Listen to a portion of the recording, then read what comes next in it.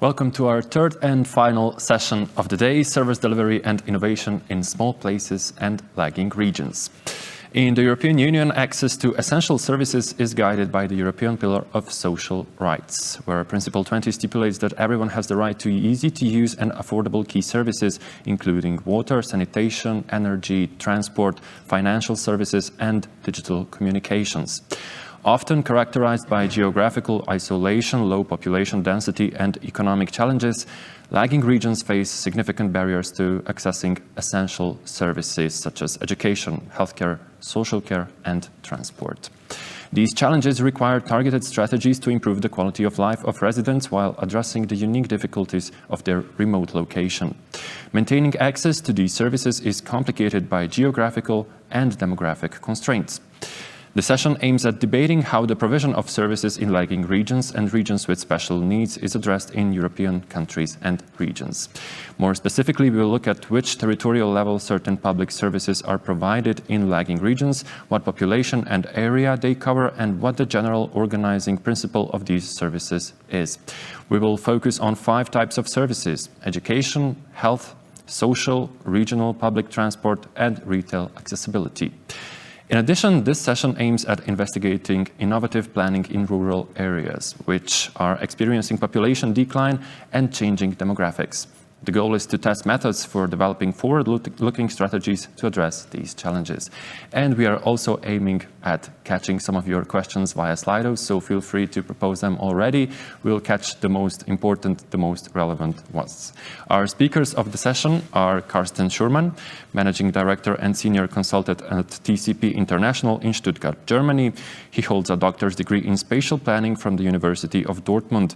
His main areas of interest are the analysis of interactions between spatial, transport, and urban planning from regional level towards national and to the European level. To this end, he has 28 years of experience in conducting spatial research and quantitative analysis using GIS methods, accessibility, and spatial interaction models. He has also been involved in the ASPON program from its start in the early 2000s and has participated in a large number of ASPON projects since then. Welcome.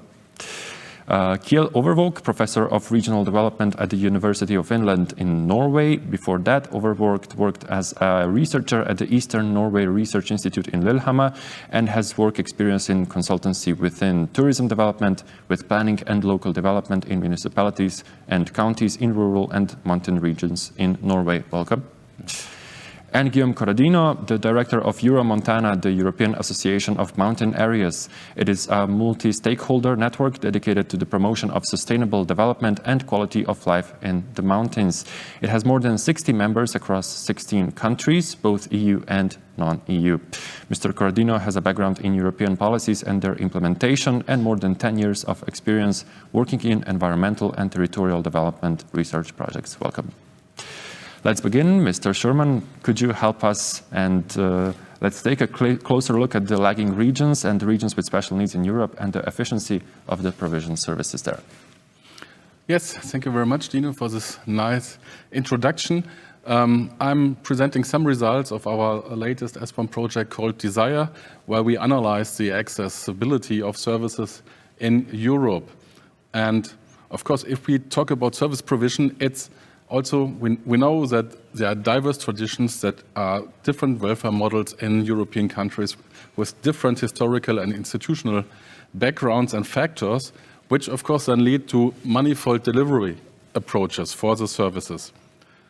Having said that, but from a customer perspective, I think all these approaches are not so important. What they ask themselves is, which and how many services can I reach from my home?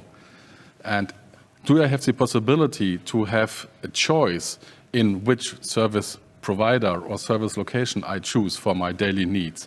And after all, of course, what is the quality of the service that I can reach? And also our results show that the answer to this question is heavily depending on where do I live. And I hope to provide some insights into that. Let's start with the accessibility of service with travel times. At a glance, and you can see that here from the maps, there is a good access to services across Europe. except for some usual suspects, which we all know, which is Northern Scandinavia, which are the mountain ranges, which are islands with longer travel times. So at a glance, the map looks quite perfect.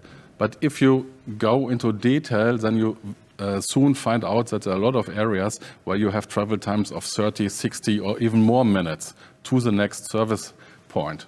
And this, of course, has a lot of, let's say, a lot of differences compared to people living in cities and agglomerations where only have 5 or 10 or 15 minutes to reach the next hospital, to reach the next primary or secondary school. So there are a lot of differences in that. And to date, I should say that travel times of more than 60 minutes are in many areas, in many countries, are really accepted by politicians, by spatial planning. But here is another map showing the access to hospitals and highlighting those areas with more than 30 or 60 minutes travel time. And you see that we're not only talking about the periphery of Europe, but we are really talking about areas in all countries. And for instance, in Spain, the solution is that these areas depicted here in the map in red will deserve special attention, and tailor-made service provision for healthcare is planned for these areas. So there's not a unified service provision across the country, but these areas deserve special attention. But this is not the case in all countries and not for all service types. So we see large differences actually in travel times. And as you have already mentioned, the European Pillar of Social Rights, the question then is, are these discrepancies acceptable? Or another question is, what does it mean to have affordable access to key services in Europe? What does it mean actually in terms of travel time, in terms of costs to get there to the services? I think this is an important question that we need to answer and to need to address. And in my eyes, as the Spanish case shows, they need special attention. But I think there are even more hidden structures. When we talk to residents, they usually don't think in categories like travel times, but rather they think, okay, from my village, from my hometown, I cannot reach the next kindergarten, the next doctor. But in the village next to me, in the neighboring village, they have good access to these services. Why? Why do I have longer travel times compared to them? And in our project, we conceptualized this idea or this experience by identifying areas that have a comparatively poor access to services compared to their surroundings. And all these areas are depicted in red here in these maps for the different services. And again, looking at hospitals, we see that these areas with comparatively low access, we call them inner peripheries, can be found actually in all countries. Again, it's not a matter of large peripheral areas, but it's also we also see it in geographically central regions.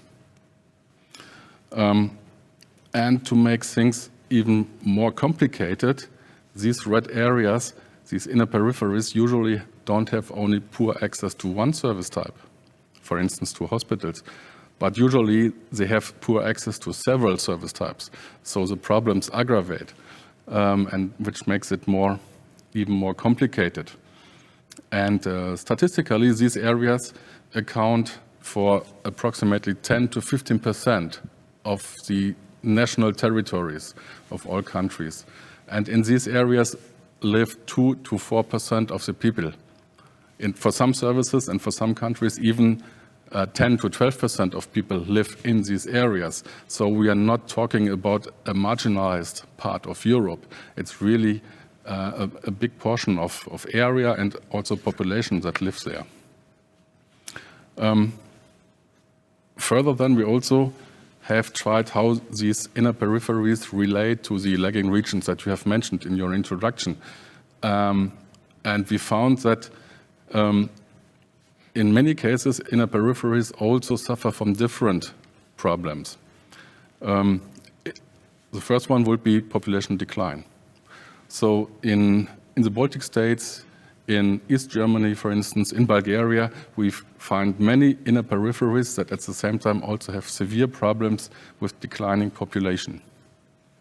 Another example would be inner peripheries in the Mediterranean area, in the Nordic countries, and also in France, which have problems also with overaging. And lastly, in Eastern Europe, we also find many inner peripheries that have a low economic basis. So it's not only a matter of poor access to services, but they have really a challenge of problems that they face. And okay, when you live in the countryside, having good access, then for me, it's very much a matter by chance. It very much depends on really the village or the town that you're living in, whether you have good or poor accessibility. And again, if the objectives of the European Pillar of Social Rights to strive for equitable living condition, if we take this serious, we need to ask ourselves whether such things like inner peripheries should exist, because inner peripheries are one sign of inequalities in spatial structures. Coming to the last question of having a choice, which again is really important. When you live in a countryside, in rural areas, you often have access to one service point, like to one kindergarten, one primary school, but not to more. Whereas if you live in a city, you usually have access to several of these services. And of course, people then in the countryside, they can account for quality, they can account for price levels, they can account for personal preferences maybe when they choose where to go for the service. Rather, they just depend on this one service point. But unfortunately, often this single service point is also under debate in many countries. If you think about hospitals, for instance, current discussion in Germany about hospital reform and so on. So these single service points are often those who are going to close for economic reasons. And if that happens, then the entire region around, services for the entire region around will be disrupted. So it's really a big problem. And these singular service points need higher attention for spatial planning. And we need to keep that in mind. Again, here, this is the example for the hospitals where you see the areas in dark brown with really a high number of facilities that you can reach compared to the other areas. And here in red are all those areas in Europe from where you cannot reach a hospital or only one hospital in 60 minutes travel time. So again, these areas can be found in all parts of Europe, even in central parts. And so there's really a matter behind that. If we sum up all the accessible services, we end up with such a map. And this is not a population density map, but it's just a map showing how many services you can reach in reasonable time from your home. And it clearly shows the distinction between the agglomerations and the high-level transport corridors compared to the rural areas. And if you look at the zoom in, you see, for instance, that in rural parts in Eastern Europe, in Hungary, but also in Poland, for instance, and of course in the mountains, that you have really access only to a handful of services. Whereas in the corridors, in the cities, you have really a lot of services that you can reach. And this also very nicely illustrates the problem when we talk about the countryside. Sometimes these structures are by intention, triggered by the regional planning. We all know, for instance, concept of point axial planning, where you should have a concentration of corridors and on cities. But sometimes these are also the result of uncoordinated activities and development. And I think also here is spatial planning should put much more focus on to really coordinate the sectoral planning for the services in a much better way. To conclude, I think the inner peripheries are really play a significant role. They have really a large proportion in terms of area, but also population, and they overlap very much with lagging regions, which even increases the problem that they face. We need to put much more focus on these singular service points. They have a high importance for the local communities. And also, I think we should strive to develop more tailor-made solutions for the countryside, including local knowledge, including the wishes of the residents there. And I think this is the key. In Desire, we also did a lot of case studies, and from the case studies, we developed 6 pathways for potential future service provision. And just briefly, pathway 1 would be to develop tailor-made service delivery models. As I said, pathway 2 would be to strengthen the community engagement and ownership of the services. Pathway 3 would be to develop, to build resilient and sustainable solutions. Pathway 4 would be on collaborative approaches, which is also important, for instance, for border regions, to look across the border, what services do they offer, and to develop joint solutions there. Pathway 5 would be to develop more resilient solutions for retail, including digital solutions. And pathway 6 would be more data-driven planning of services, including or taking into account spatial structures and not only looking for economic efficiency of the service provision. Thank you very much. I believe the maps you've shown us speak out loud by themselves, but with your explanation regarding the hidden structures, as you've named them, they are speaking out even louder. Moving on, Mr. Overvoog, rural areas are experiencing population decline and changing demographics. It takes some innovation to plan there, so how do we plan innovatively there? Yes, thank you. Yes, we are working with that in this rural plan project, which I am engaging in Espon. And it's about population shrinking, as we call it, which mostly is about a more elderly population and population decline. And this happens first and foremost in rural areas in Europe. And already now, 40% of the population in Europe living in a shrinking region. And this will become even stronger in the decades to come. So, and in this situation, local planning and local development to meet this challenge is highly important. But we have seen from how planning has been performed in most of these rural areas. It has been, how have they met this challenge with the demographic changes? And then we see it has mostly been either to trivialize it, not taking it seriously, or having a strategy of resuming population growth. And also the experience show that this, for most rural areas, is not very successful. So many scholars, including us, we call for another approach, where you firstly take these demographic changes seriously. You go openly into it and discuss how should we meet this and in the best possible way. And secondly, also to broaden the concept of development and growth.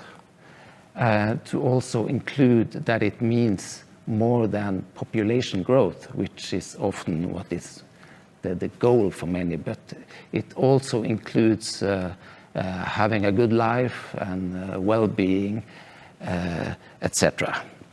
And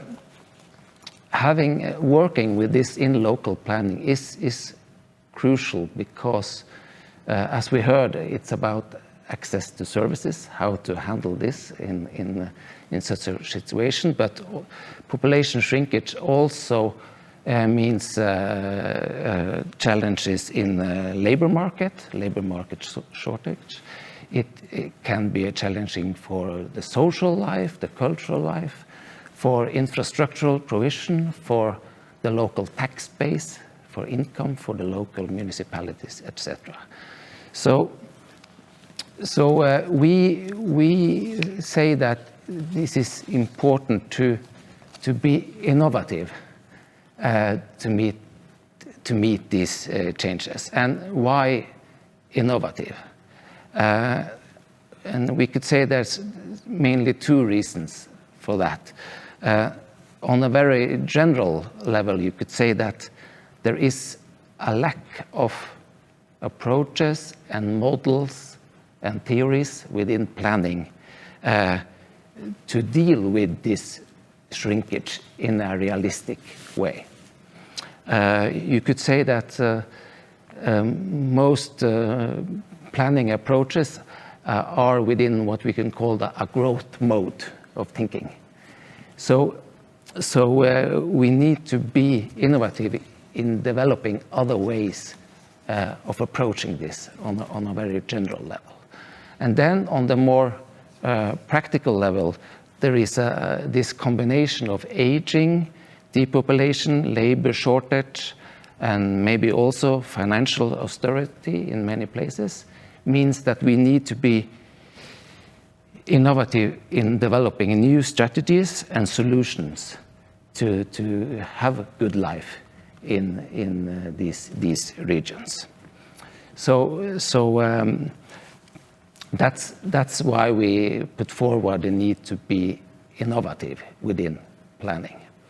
And here, when we talk about innovation, it can be many different things. It can be about new ways of delivering services, for example, through digital ways, or it could be new ways of organizing things. It could be new ways of working together, that maybe that local actors need to work together in new ways and take on new roles. So it can be many different things.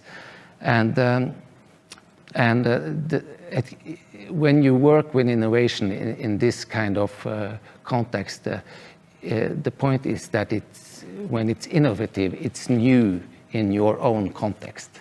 So here you can learn a lot from other places and use experiences, good examples from other places, and then translate it and adapt it to your specific context, because in almost every case, things need to be adapted to the local context. In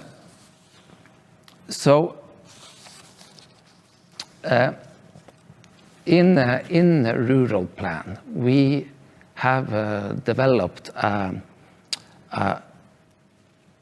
planning process and a framework, a model, which you could see on the slide here, which we called Rural Planning and Innovation Lab.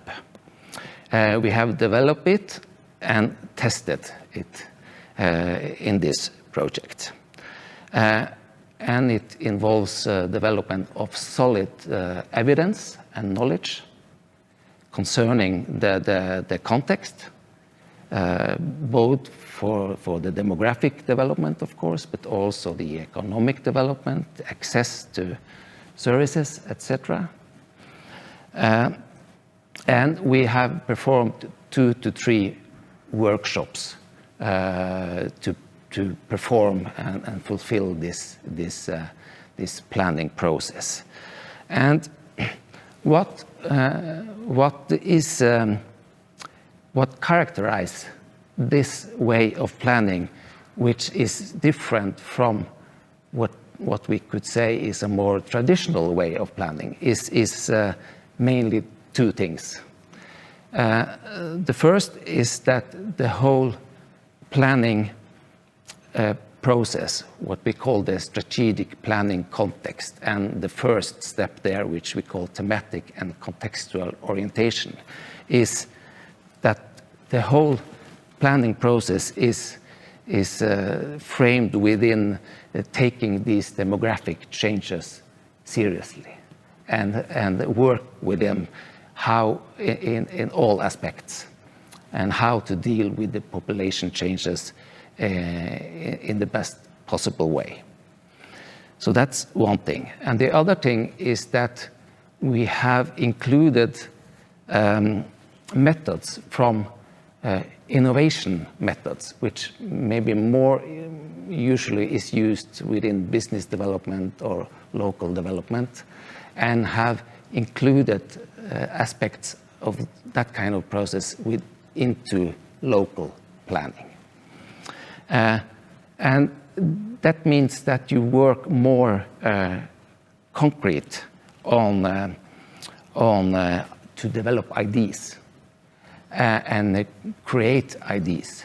And as you see here in the step 4 and 5, we work with developing and creating ideas and solutions, and also go even further to try to conceptualize, try to develop prototypes, etc. And this work is done by many local actors together. So this is a kind of a new approach, which is not used widely in rural areas connected to planning. And also here, as I said, a broad range of local actors should participate, also politicians on an equal level, you could say, as other actors. And that's important both for the legitimacy and for the anchoring of what is discussed, and also for the possibility of putting the solutions into practice. And thirdly, also important for have a common understanding that we work within this realistic approach to these demographic changes. And this way of planning has been tested in these 3 municipalities or regions in Europe during this year. There are 3 municipalities. It's Albula region in Switzerland, in the Graubünden region, and there is Malung-Sälen municipality in Sweden, in the Dalarna region, and it's Os municipality in the Innlandet region in Norway. So in these 3 places, we have performed this, tested this way of planning, as was showed on the first slide. And it's important, of course, to test it in different places, because the situation concerning shrinkage is different in these 3 municipalities, and also the economic context and the context connected to planning and governance is very different. So we needed to test to see, could this model be adapted to these quite different contexts. And just to show you a picture here, it's from one of the workshops where we also used like creative methods using Lego. here, and it seems to work very well to get people to discuss around the table how can we do this and that, and to be creative and to find new ways of doing things. And this is this example here, this picture is from Os municipality in Norway, where they have this illustration of the cooperative municipality, which is a before situation and then the after situation, where the idea is that the municipality needs to work much more in a cooperative way with local actors and not just be a service provider, and then the population and the actors is more like service customers. We need to solve this together. And for example, they, as part of this, they discussed that they could establish a company for pensioners who could then participate as part-time workers in kindergartens or at elderly homes or other ways of doing things, like doing this together with the municipality who normally offers or do these services. And we are now at the finishing stage, and we are wrapping up the projects. And we could say that in sum, it seems very positive. This model has worked good in these different countries, and it seems to have bring forth both an increased attention on how to meet these demographic challenges, and also new ways of working together and innovative solutions for the different contexts. For example, in Malung-Selen, they discuss what they called, one of the solutions they discussed, they called senior power, where they made a project where they, for people in what they called in the third age, pensioners, that they should all get a health check and have a conversation about goals for retirement, how they plan to live their life, and then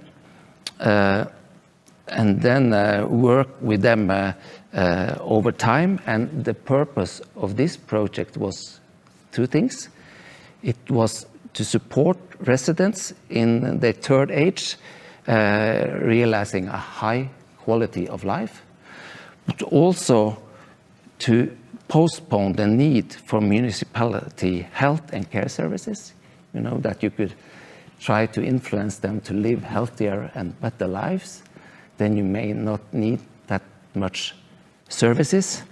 And so they can have this professional support for making good choices to promote both physical and mental health in their retirement age. And I have more examples. If I could mention from Os in Norway, they took the concept, the old concept of what, at least in Norway, we have these multi-generational farms in old times, where several generations lived in the same farm around the courtyard in different houses, and they discussed how we could use this, make a new version of this multi-generational farm, not necessarily that people are related, but that people in different life stages, different backgrounds, could live around courtyards with houses which is adapted to different ages and different family sizes, etc. And then they could have, for example, a common allotment garden where they grew a lot of their own food and vegetables, both as a social activity, but also connected to food security. And that things.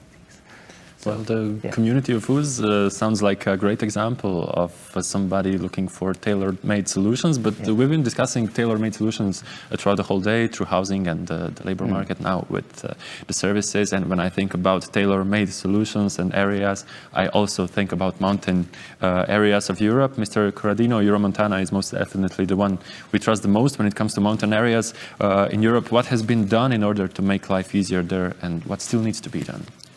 So first of all, thank you for the trust in Euromontana for all mountain-related issues. No, but more seriously, the need to have innovative planning for the delivery of services is even more important in mountains. I don't think I need to explain the difficulty of deploying a number of infrastructures in mountains. Everything is more expensive, more difficult. So the logic has to be a bit different.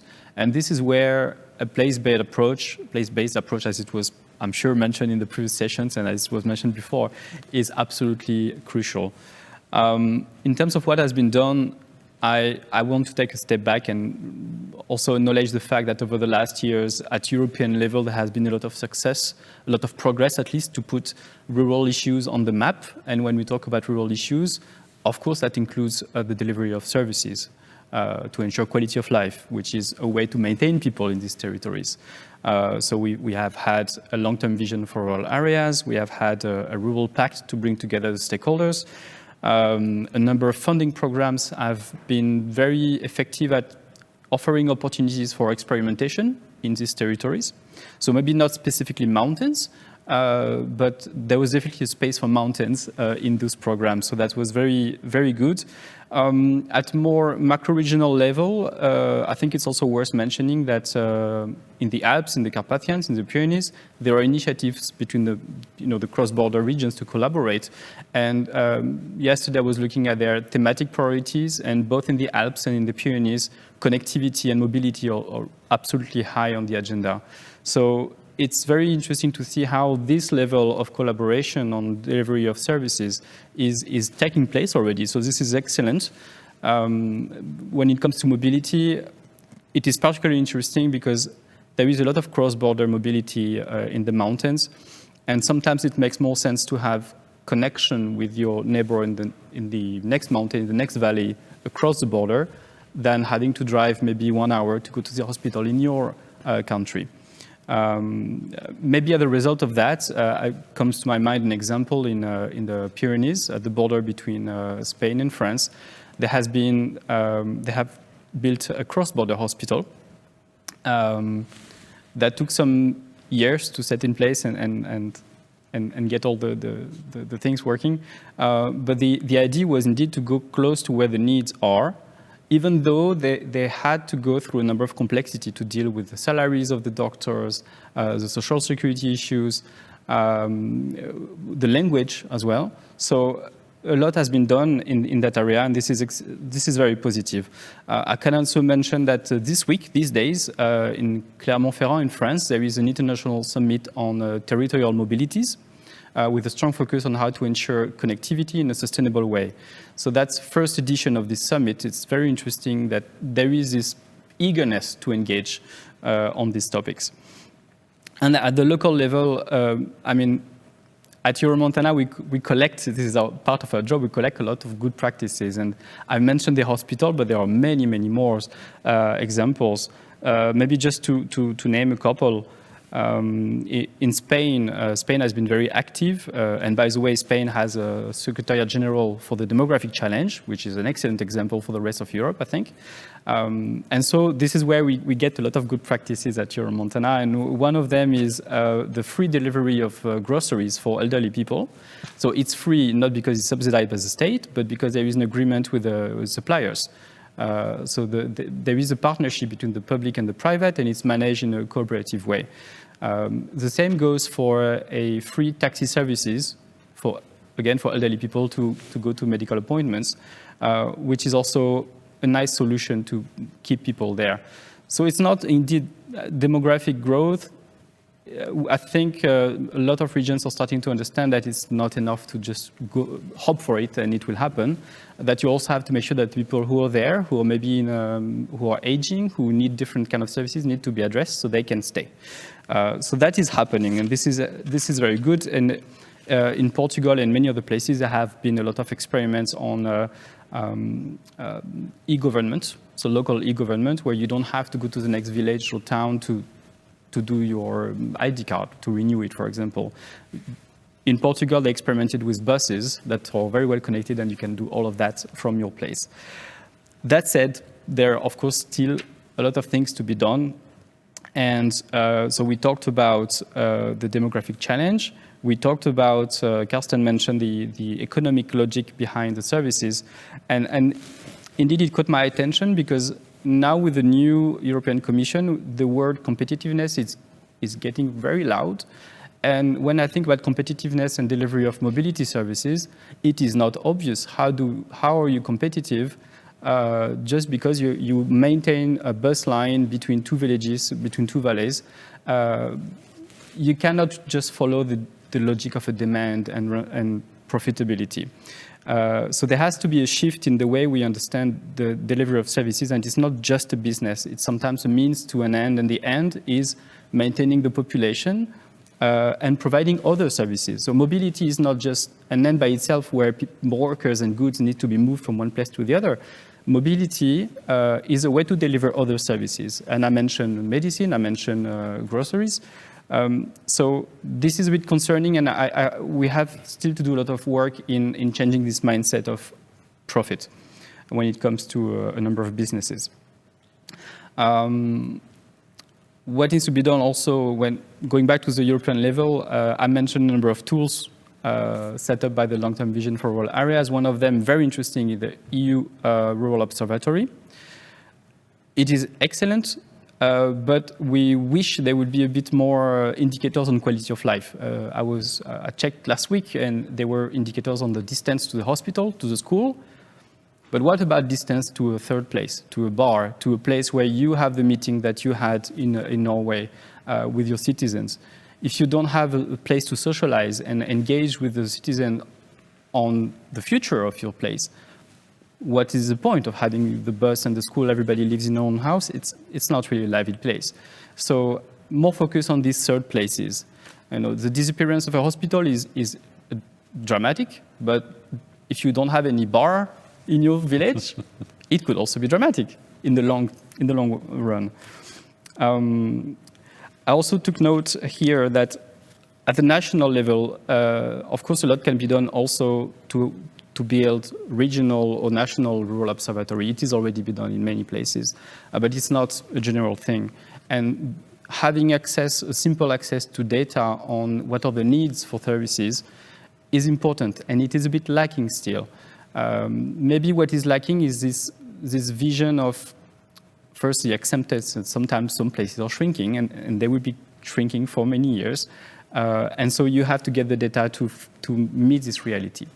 But beyond the demography, I can also think of a number of economic transitions. If you think of areas that are highly dependent on winter tourism, and the data show that the snow is getting more scarce, maybe in 20 years, the needs for services will be different from now because you will have a different population. Maybe you will have less population, sure, but with a different profile. Maybe less focused on attracting tourists or young, skiers. So this is also not well taken into account. There have been some initiatives to engage with the local stakeholders on transitioning with this global vision of what we need in 20, 30 years from now. But it's still not mainstream. And of course, the main obstacle is we have all these tools at European and maybe national level, but there is a barrier there that is how to get from these tools to something that is really tailored to the territory. There is no one solution for all. And these tools still have difficulties making that a reality. We always try to share good practices and so on, but a good practice in a place may be a bad practice in another place. So that's a big challenge. The need to experiment, I think, is important. As I said before, there have been a lot of experimentation on the delivery of services. There need to be more initiatives like a rural plan.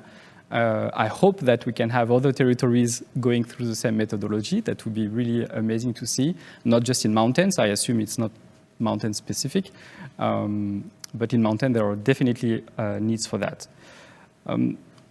More data, as I said, not just on the needs, but also on the drivers of what can impact the development of your territory, whether it's demographic, whether it's economic, but could be also climate.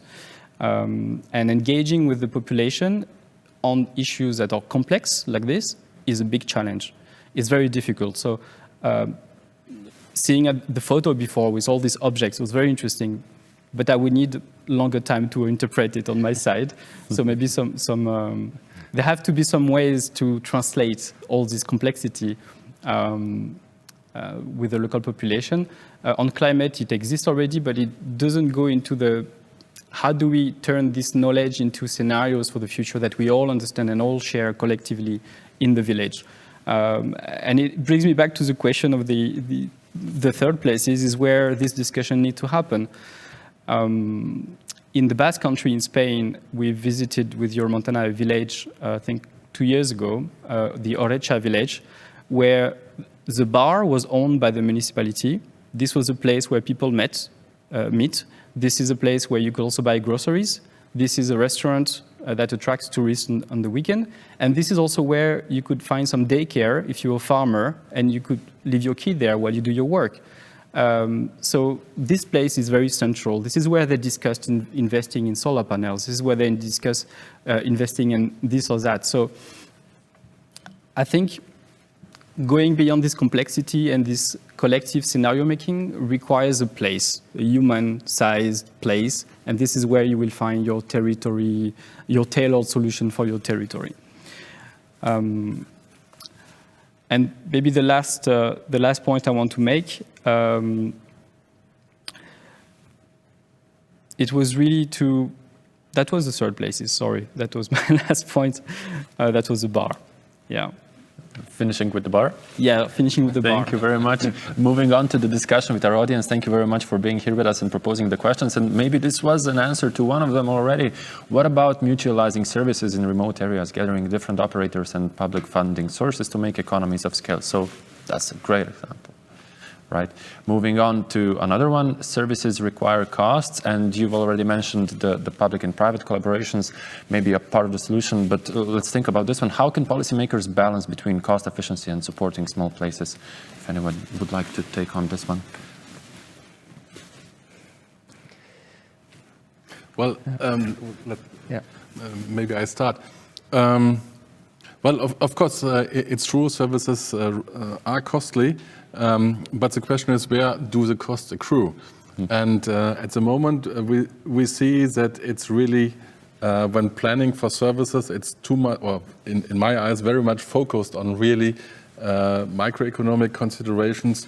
What does the provision of the costs, what are the costs for that, for the providing the service? But it's not looked at the other costs for the community around.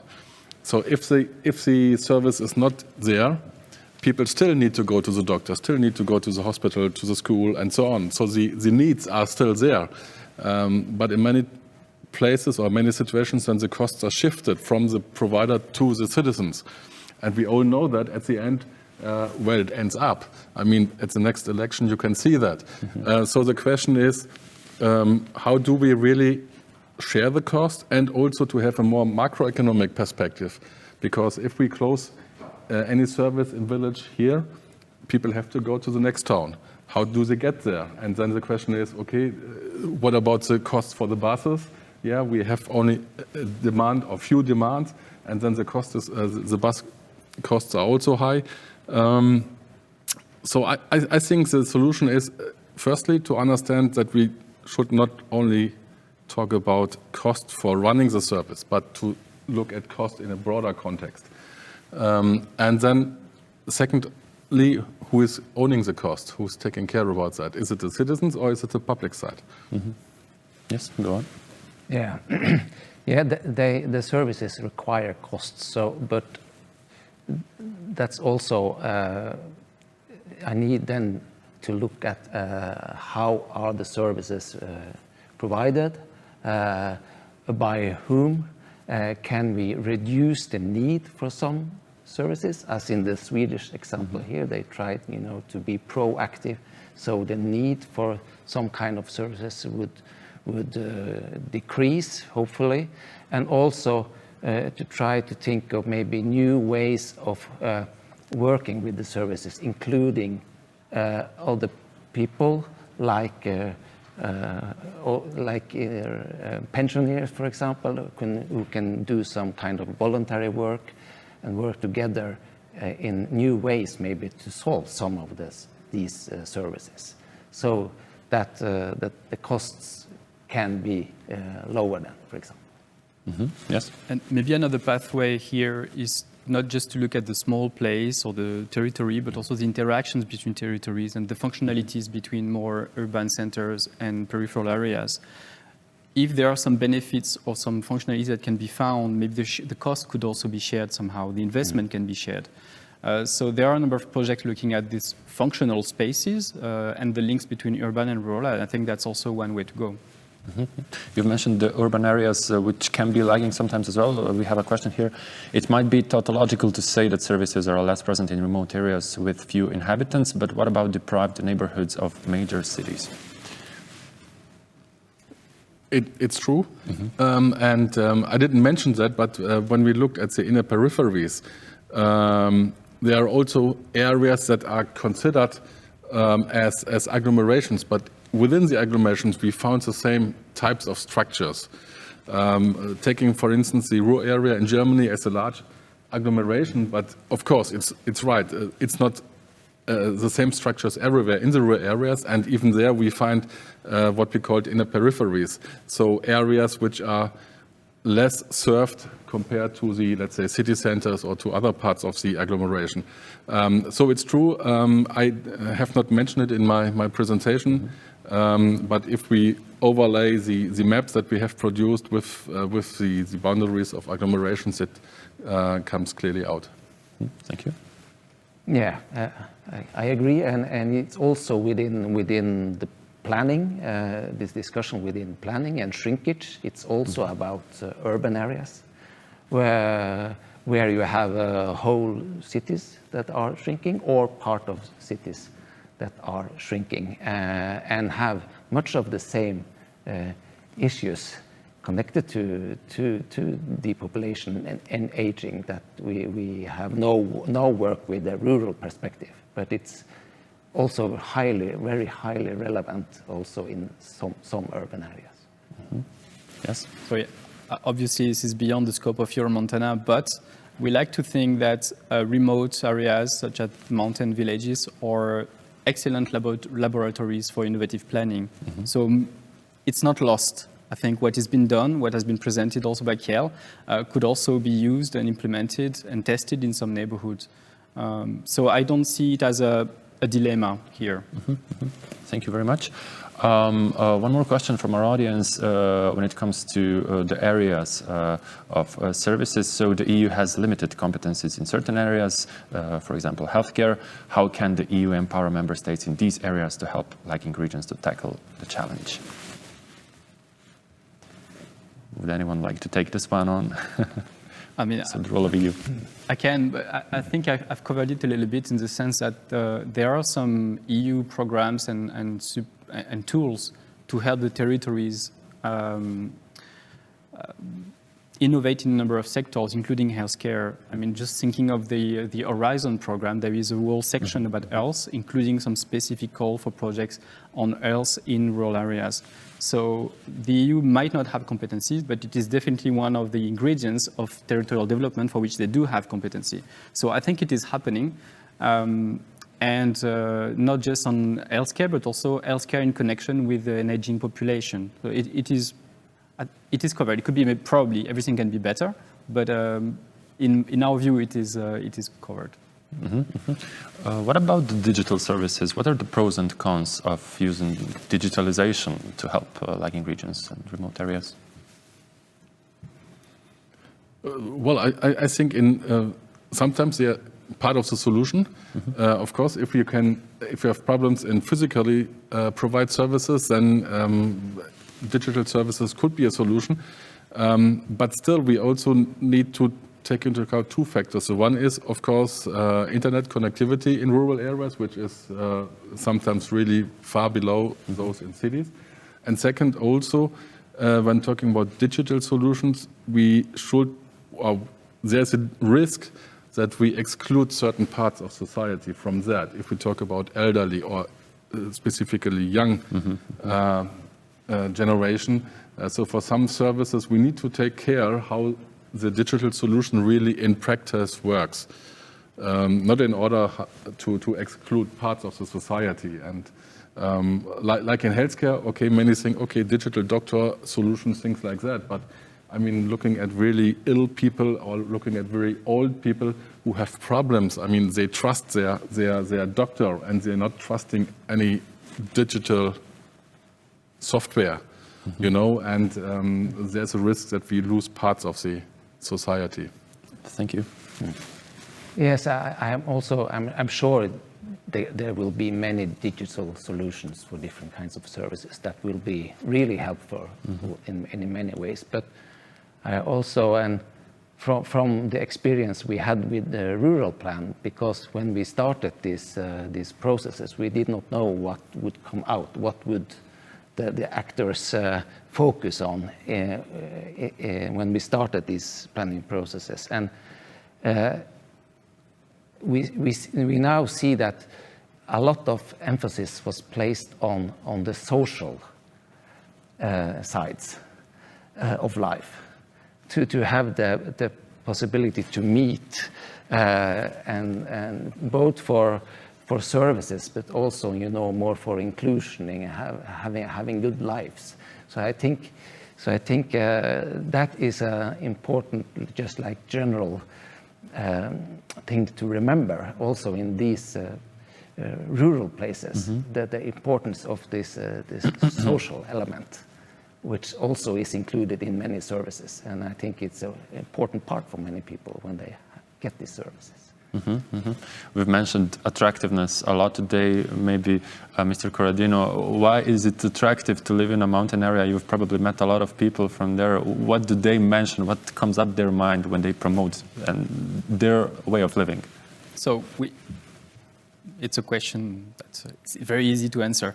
We actually published a study on how young people feel in mountain areas in 22. And the reason for them to want to live there and to stay, it's because of the environment, the quality of life in general, and the sense of community. So this is what's special about mountains. It's really a better quality of life and connection with the environment. But at the same time, in the same study, we were asking them what makes them want to leave or prevent them from coming. And we always end up on the big breaks on attractivity, which are lack of mobility, education opportunities, and job opportunities. So I think the base ingredients in the mountains are there, and we need to find ways to diversify the mountain economies to provide these extra opportunities. And we'll be looking for ways through Espoon as well. Thank you very much for all of your answers today, and thank you to our audience. Please stay in touch with Espoon's programs, such as the Housing for All, Overlap and Desire, and many, many more activities from Espoon, which you can find through their websites and social media. Thank you very much for being here with us today. Have a nice day. Goodbye.